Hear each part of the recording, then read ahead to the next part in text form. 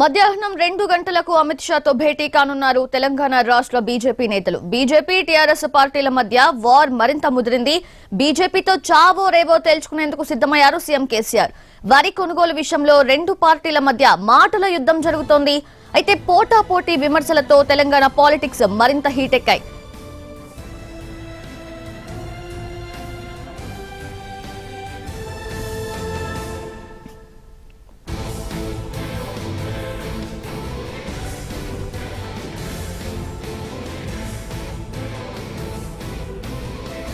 మధ్యాహ్నం 2 గంటలకు అమిత్ షాతో భేటీ కానున్నారు రాష్ట్ర బీజేపీ నేతలు. బీజేపీ టీఆర్ఎస్ పార్టీల మధ్య వార్ మరింత ముదిరింది. బీజేపీతో చావో రేవో తేల్చుకునేందుకు సిద్ధమయ్యారు సీఎం కేసీఆర్. వరి కొనుగోలు విషయంలో రెండు పార్టీల మధ్య మాటల యుద్ధం జరుగుతోంది. అయితే పోటాపోటీ విమర్శలతో తెలంగాణ పాలిటిక్స్ మరింత హీటెక్కాయి. దీనికి తోడు కొన్ని చోట్ల ఇరు పార్టీలకు చెందిన కార్యకర్తలు బాహాబాహీకి దిగడం చర్చనీయాంశంగా మారింది. నిన్న బీజేపీపై చావు డబ్బు మోగించింది టీఆర్ఎస్. బీజేపీ విధానాలను ఎండగడుతూ రాష్ట్ర వ్యాప్తంగా నిరసనలు చేపట్టింది.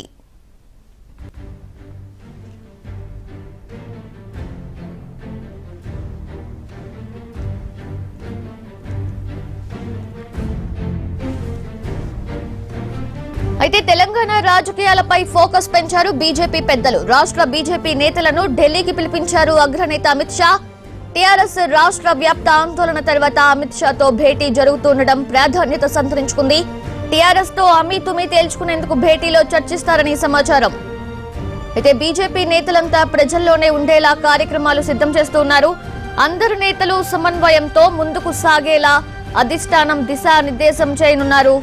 అమిత్ షా అటు రాష్ట్ర నేతలకు ప్రాధాన్యం కల్పిస్తూ జాతీయ కార్యవర్గంలోనూ పెద్దపీట వేసింది బీజేపీ. అయితే వచ్చే ఎన్నికల్లో అధికారమే లక్ష్యంగా బీజేపీ వ్యూహ రచన చేస్తోంది. కొత్త నేతల చేరికలపై దృష్టి పెట్టింది. ప్రజాదరణ ఉన్న నాయకులను పార్టీలోకి లాగేందుకు ప్రయత్నాలు ముమ్మరం చేసింది. పార్టీ బలం పెంచేందుకు అనుసరించాల్సిన వ్యూహాలపై కసరత్తు చేస్తున్నారు బీజేపీ అగ్రనేతలు. ఇక హుజూరాబాద్ ఎన్నిక, ప్రజా సంగ్రామ యాత్ర, ధాన్యం కొనుగోలు అంశాలపై అమిత్ షాతో జరిగే భేటీలో చర్చించనున్నారు. బీజేపీని దోషిగా నిలబెడుతున్న తీరును తిప్పికొట్టేందుకు ప్లాన్ చేస్తోంది బీజేపీ.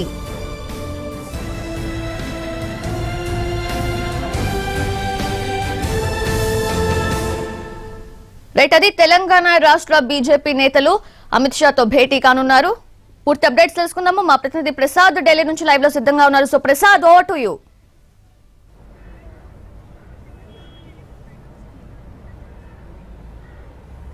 ఇక్కడ రెండు అంశాలు. ఒకటి, బీజేపీ రాష్ట్ర అధ్యక్షుడు బండి సంజయ్ నేతృత్వంలో రాష్ట్రానికి చెందినటువంటి బీజేపీ నేతలు, ప్రజాప్రతినిధులు వీరంతా కూడా అమిత్ షాను 2 గంటలకు పార్లమెంట్లో కలవనున్నారు. హుజూరాబాదు ఎన్నిక తర్వాత అమిత్ షాను కలవలేదు.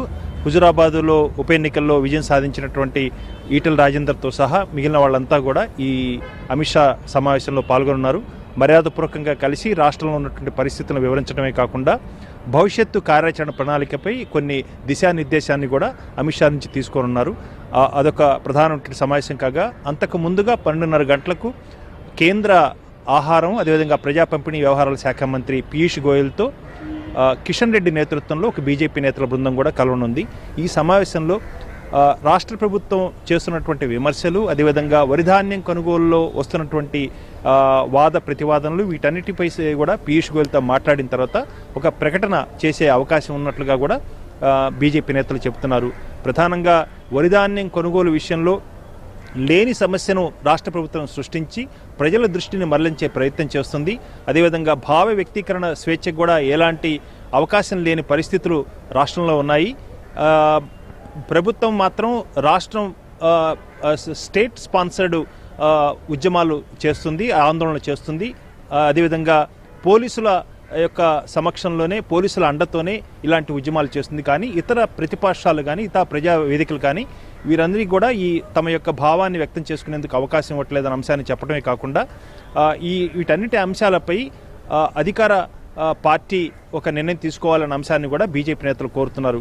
కాబట్టి ఇటు బీజేపీ, అదేవిధంగా ఇటు తెరాస, ఇటు రాష్ట్రంలో ఉన్నటువంటి తెలంగాణ రాష్ట్ర సమితి హోరాహోరీగా ఈ అంశంపై వాదనలు ప్రతివాదనలు చేసేందుకు సన్నద్ధం అవుతున్నారు.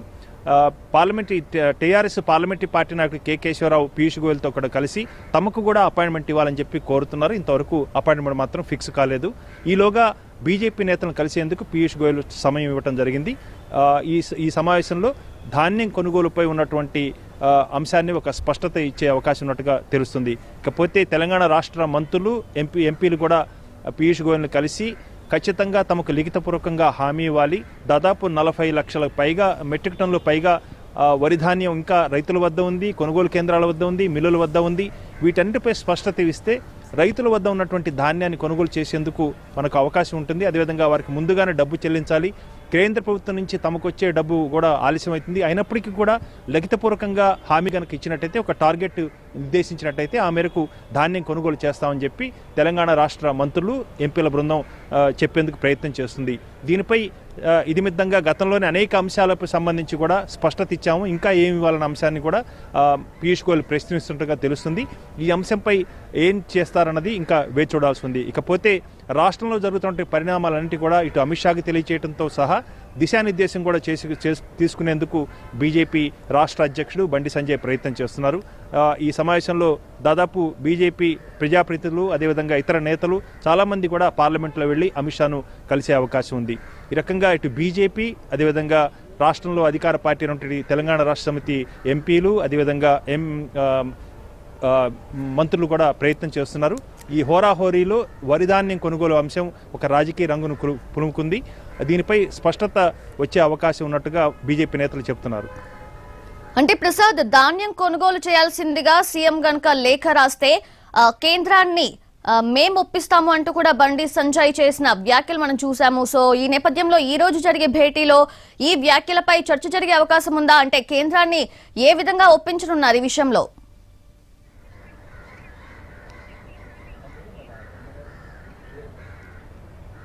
విధానంగా రాష్ట్ర ప్రభుత్వం చేసే వాదన సరైంది కాదు అన్న అంశాన్ని చాలా స్పష్టంగా బీజేపీ నేతలు చెప్తున్నారు.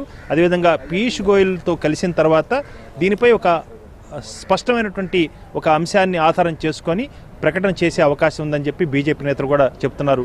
ప్రధానంగా వరిధాన్యం కొనుగోలు విషయంలో రాష్ట్ర ప్రభుత్వం కేవలం లేని సమస్యను సృష్టించి ఏ రాష్ట్రము కూడా ఏ రాష్ట్రానికి కూడా లిఖితపూర్వకంగా హామీ ఇవ్వటం అంటూ జరగదు.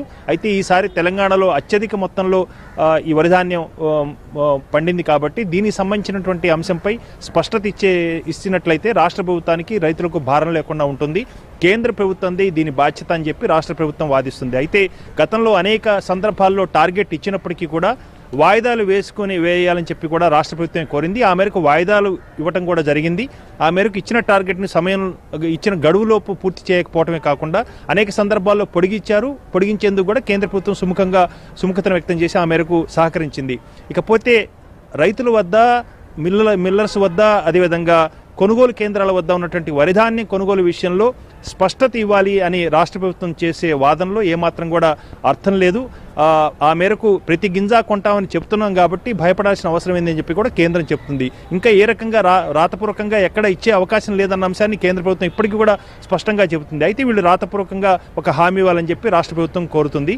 దీనిపై ఒక నిర్ణయం తీసుకునే అవకాశం ఉన్నట్టుగా తెలుస్తుంది. ఏదైనప్పటికీ కూడా ఇటు బీజేపీ నేతలు, అదేవిధంగా తెలంగాణ రాష్ట్ర సమితి నేతలు కూడా హోరాహోరీగా ఈ అంశంపై ఒక యుద్ధం చేసే ఒక యుద్ధ వాతావరణాన్ని ఇక్కడ ఢిల్లీలో సృష్టించారు. బీజేపీ నేతలు కలిసిన తర్వాత ఈ రాష్ట్రంలో ఉన్నటువంటి వరిధాన్యం కొనుగోలు అంశంపై ఒక స్పష్టత వచ్చే అవకాశం ఉందని చెప్పి అందరూ కూడా భావిస్తున్నారు. Right, thank you Prasad. భేటీ అనంతరం మళ్ళీ మిమ్మల్ని కాంటాక్ట్ చేస్తాం. Thanks for